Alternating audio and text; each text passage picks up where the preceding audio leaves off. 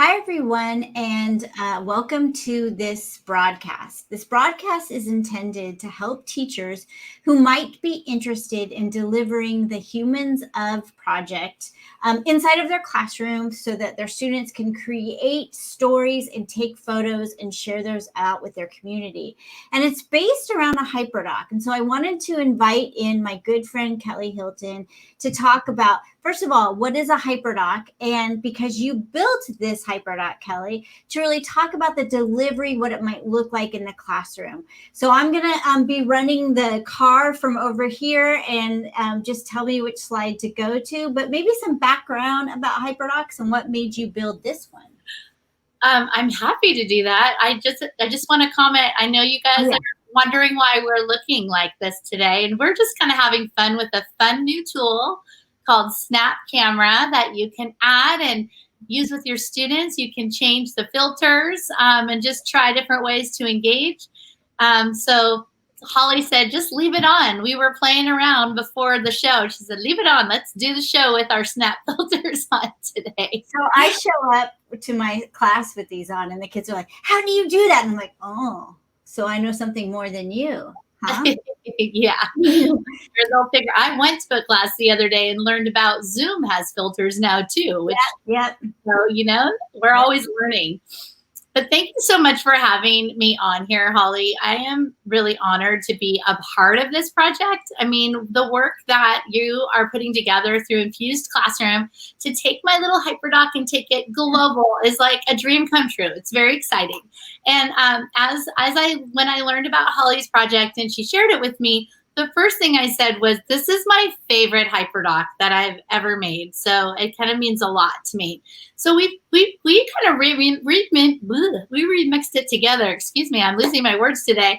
Holly and I remixed it together with Tanya too. So this is a collaborative effort. And if you're wondering what a HyperDoc is, it's a digital lesson that you create and share with your students where you package all of the teaching and learning in one place, and then you guide instruction from that HyperDoc.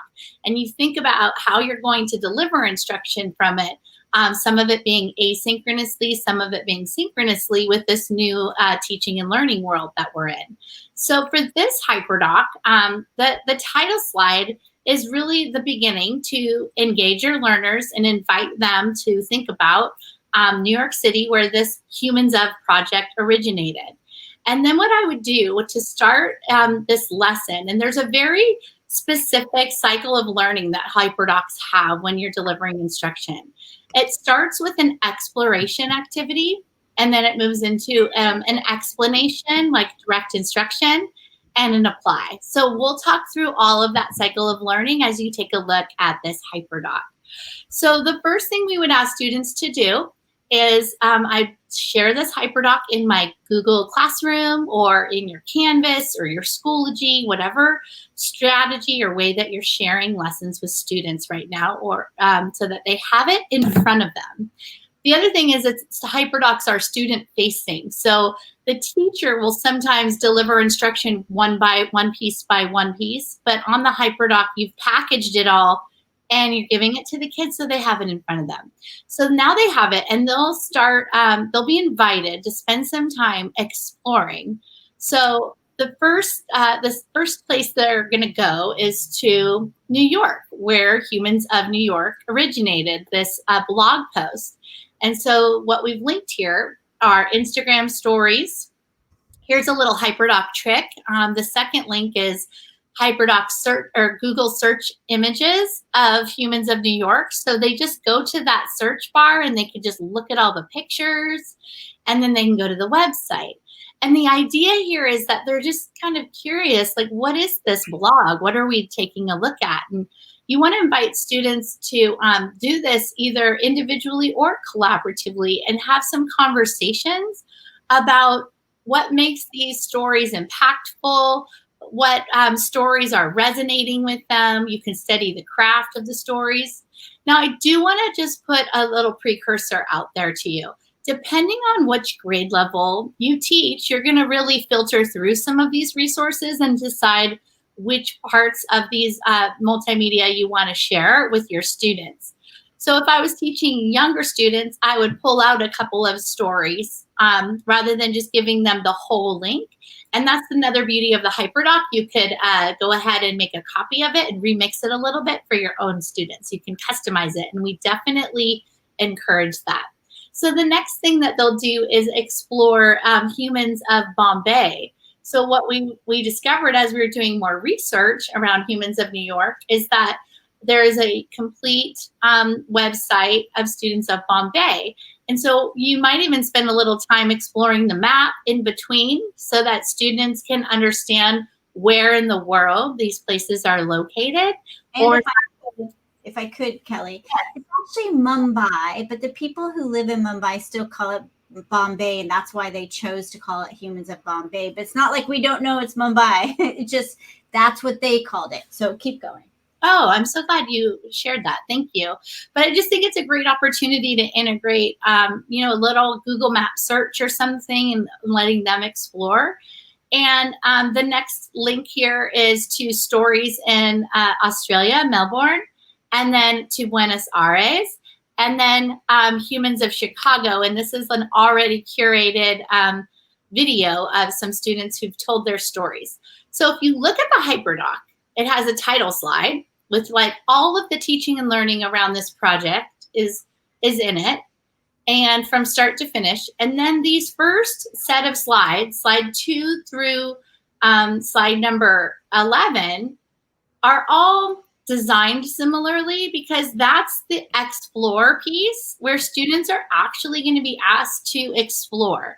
So I would just give them the HyperDoc, allow them to explore it, have some conversations, teach from it, build some excitement around this project before you dive into kind of the teaching points and the ask. And so you can really customize that for yourself. Then we move on to the explain. And in the explain for this HyperDoc is kind of explaining the power of storytelling. So you have an opportunity to meet the originator of the project, and his book is linked there, and a video about him is linked in the speaker notes, where you can have conversations with your students about how would you go ahead and tell someone else's story, or how might you tell your own story. And so you would just be talking about the craft of storytelling and the impact of how we're going to be doing this project. And then the next explain slide really asks students to reflect on a specific story. So between slide 12 and 13, I'm really thinking about directly teaching my students two things: letting them know that I'm going to ask them to craft their own story, maybe curating some questions about how to get to the heart of their own story, and then also telling the story of that's shared on this slide here, because this is one of Brandon's most famous stories that he told. He met this student out on the street, and then he asked the student who has influenced you the most in your life, and this student said that his principal had the most influence in his life. Like, as educators, this story inspired the actual HyperDoc for me when I heard this, because it's the power of storytelling and sharing. And then the news heard about it, and the whole community heard about it, and they ended up raising like $1.2 million for the school. And this principal, her story got to be told because of the influence she had on so many students. So just getting students excited because they all have their stories to tell. So then it's time to invite them to start thinking about it. And during this time, I would go back to teaching from the HyperDoc, and I would really start by scaffolding lessons, starting with it's your turn. We're going to have a little like brainstorm. So search through photos that you have, or think about a photo that you might take of yourself. Now, given that we're all going to be in different parts of the world, and we are in a position where we can't go out on the street and interview people like Brandon, you can encourage students to take selfies. They could interview relatives through Zoom and send photos. Find that story, that human story that they want to tell, And if they're not comfortable putting their face, or they're, younger students and they don't want to put their face on the story, then they can go ahead and use an object or something to tell their story. Then they're going to brainstorm. And then in this slide, they'll have an opportunity to get on a Flipgrid and see what other kids are thinking about. And then the next step will be to go ahead and get creative and just start like getting ready to tell that story with that photo, to take the actual photo and commit to one. Next is probably one of the most important slides in the HyperDoc. That's slide number 17. And that is where, at this point, students will have their story to tell, they have their photo, but it's time to craft the story. And this is really a narrative writing lesson. And so you could teach from this slide in a variety of ways. I encourage you, if you are someone who uses the Teachers College units of study, you could use their craft of narrative writing lessons. You can find a mini series of lessons, but take the time to teach narrative writing skills from this slide. And then all the students are being invited to tell their story on a Google Doc so that you can give feedback and comments, and they can share with partners before we go to that published piece.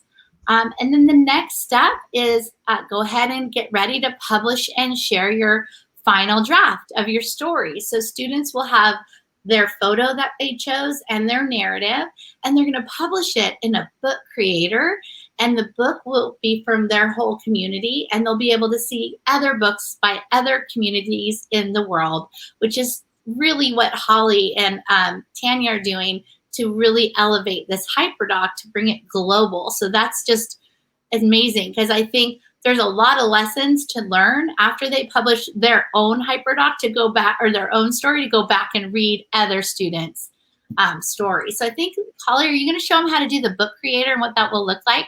So I have a video on what to do from the teacher's point of view. We're also going to be populating the HyperDoc with what students need to do to use the book creator, but it will look something like this. And then when you go inside, the kids will each have a page or 2 pages where they do their photo and then their narrative piece. And then for those kids who are comfortable with theirs being shared, all you're going to have to do is come here, make a copy of the book when it's complete with the kids who want it to be shared.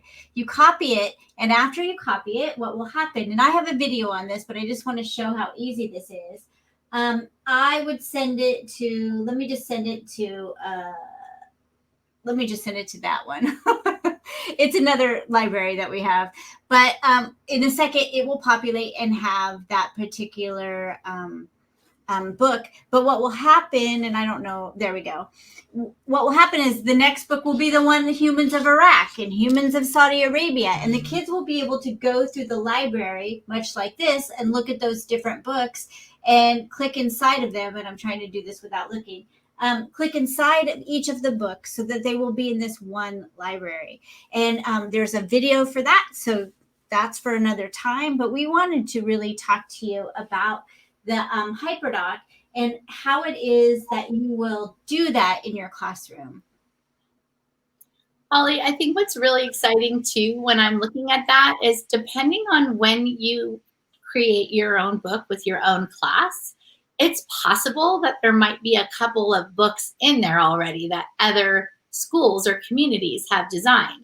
So as a deliverer of instruction, you could also start at the end of this HyperDoc and go to Book Creator and study some of the books that have already been shared and teach that craft from there.